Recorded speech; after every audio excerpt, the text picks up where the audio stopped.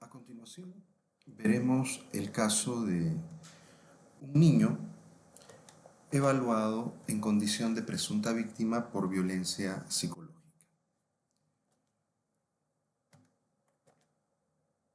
Se trata del caso Matías. Matías es un adolescente de 13 años quien el 2020, el 4 de septiembre del 2020, acude al Centro de Emergencia Mujer en compañía de su madre. Es esta quien solicita la protección, solicita la activación de un equipo multidisciplinario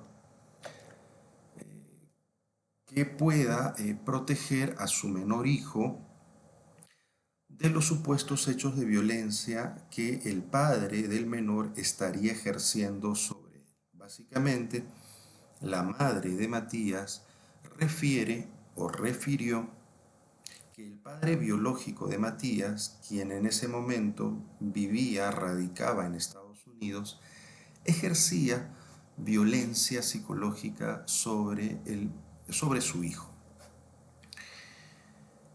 A lo cual el equipo multidisciplinario de ese entonces decidió evaluar a Matías para obtener, por un lado, los indicadores de riesgo de violencia y por otro, avanzar o en su defecto realizar la evaluación psicológica forense. Recordemos que en ese momento, hablando de septiembre del 2020, el Centro de Emergencia Mujer atendía casos de manera presencial con las medidas de bioseguridad, pero también la ley 3034 mantenía su doble fase de actuación.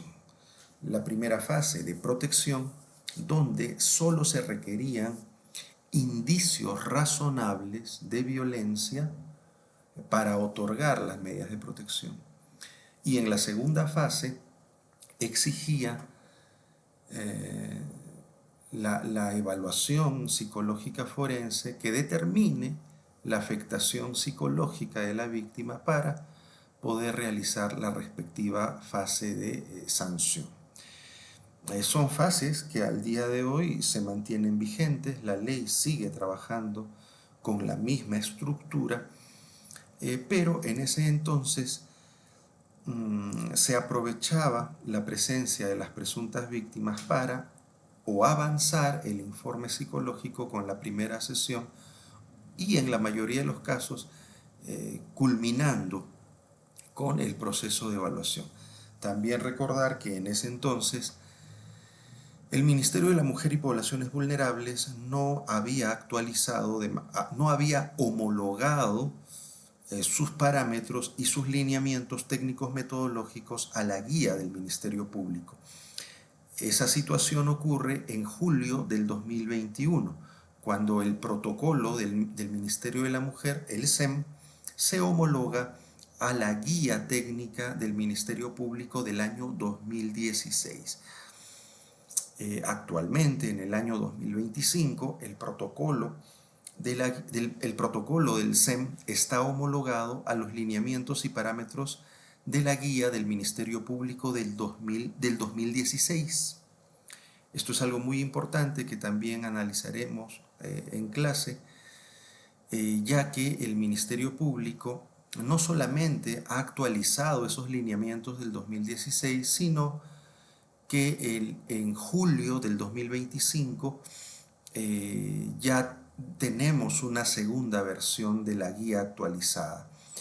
Eso quiere decir que el protocolo del Centro de Emergencia Mujer estaría ya no homologado, ya no estaría homologado ni a la guía del 2021 ni a la guía del 2025 del Ministerio Público. Este es un tema muy relevante, ya que en la parte casuística, al momento de ratificar los informes periciales, un punto de cuestionamiento fundamental de fondo, como llamamos los peritos, es que las evaluaciones se hayan realizado bajo los lineamientos y parámetros establecidos por el ente rector y o una institución que cumpla dichos lineamientos y parámetros. La ley 3034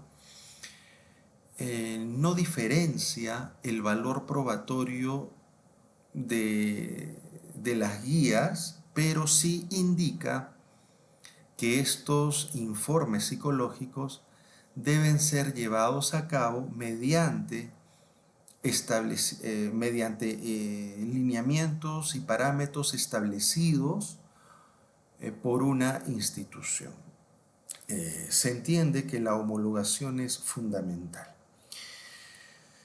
Volviendo al caso de Matías, cuando llegamos a evaluarlo, en la entrevista psicológica nos comenta una situación que es discrepante a la narrativa de la mamá.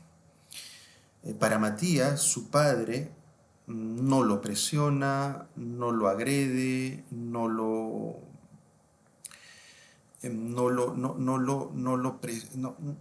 presiona de una manera que a él le incomoda. Él menciona que, como lo van a ver en el informe psicológico que les hemos compartido, que su papá es exigente en los estudios, pero que de ninguna manera lo amenaza, lo coacciona o lo hostiliza, o básicamente le hace hacer cosas que él no quisiera hacer. Este aspecto es muy importante porque es una narrativa distinta a la de la mamá, quien es la que realiza la denuncia. También es importante recordar en este caso que Matías no acude por voluntad, sino que es traído por la mamá a denunciar al papá. Matías, durante la evaluación psicológica forense, se mantiene calmado, utiliza un tono de voz moderado, logra comunicarse de manera fluida, espontánea.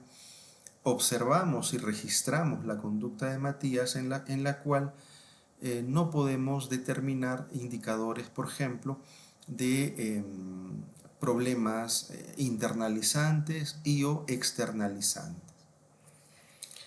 De esta manera, la hipótesis de violencia se va descartando, la hipótesis de afectación psicológica en relación a violencia del mismo modo también se va descartando. Sin embargo, utilizamos el aspecto psicométrico para corroborar esa observación clínica, esa apreciación clínica, ausencia de psicopatología relacionada a la violencia psicológica en Matías.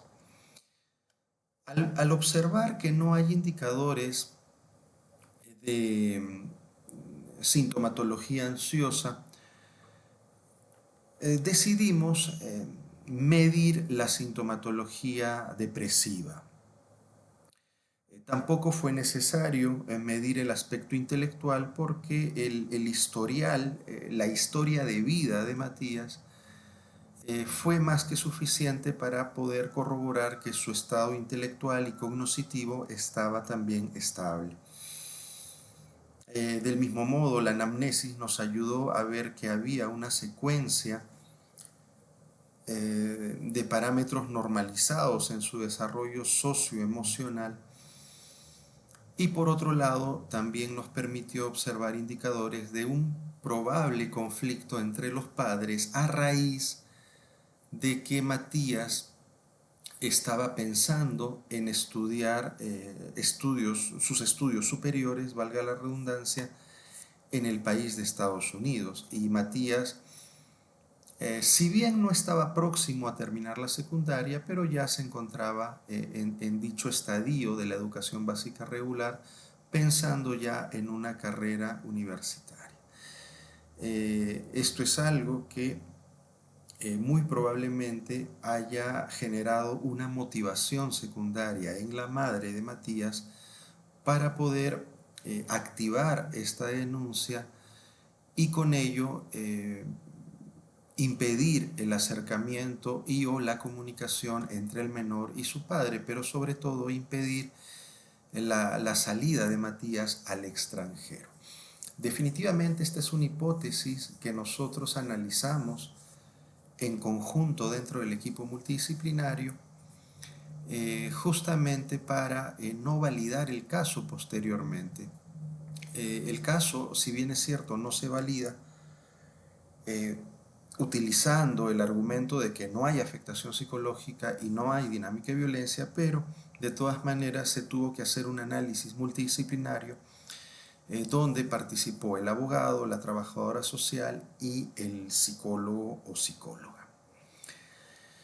Entonces, lo que vamos a realizar con este caso es una actividad de análisis de contenido de todo el informe psicológico en el cual ustedes eh, tienen acceso al informe y van a presentar sus argumentos sobre los resultados psicométricos del test aplicado. ¿Qué test se aplicó en el caso de Matías? El CDS, el cuestionario de depresión para niños y adolescentes de Lang y Tischer. Este instrumento permite obtener puntuaciones de problemáticas relacionadas a la depresión, de dimensiones del espectro depresivo en niños y adolescentes. Todas las dimensiones apuntan a problemas relacionados al estado del ánimo, a los problemas relacionados a la socialización, a la autoestima, a los pensamientos de muerte, y también presenta un total de problemas depresivos y un total de problemas positivos. Es una prueba que también van a poder acceder al manual para que puedan revisar el marco teórico y de esa manera poder fundamentar sus análisis psicométricos. Como ven, es una prueba estandarizada, trabaja con baremos a nivel de percentiles y decatipos. Los percentiles son conversiones de los puntajes brutos que generalmente solemos leer con mayor claridad, ya que el percentil 50 indica puntuaciones normalizadas. Las puntuaciones del percentil 55 al 75 indican la primera desviación estándar, que vendría a ser la categoría problemas depresivos superiores al promedio, y del percentil 80 al 99 sería la segunda desviación estándar, que indicaría la categoría problemas depresivos clínicamente significativos. Por su lado, los percentiles de 45 a 25 indicarían problemas depresivos por debajo de la media, o vale decir no presencia de indicadores depresivos, y del 20 al percentil 1 ausencia de los mismos. Un dato importante en psicometría forense es analizar las puntuaciones extremas, tanto por defecto, como en este caso, como por exceso.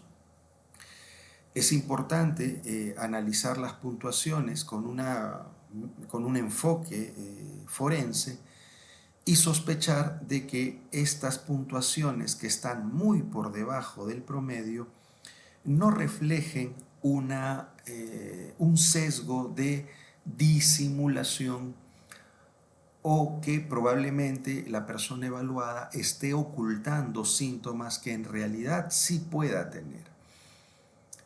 Ese es un aspecto fundamental en el análisis psicológico forense, ya que también puede ser cuestionado por la otra parte si es que esto entrara a ratificación o debate pericial.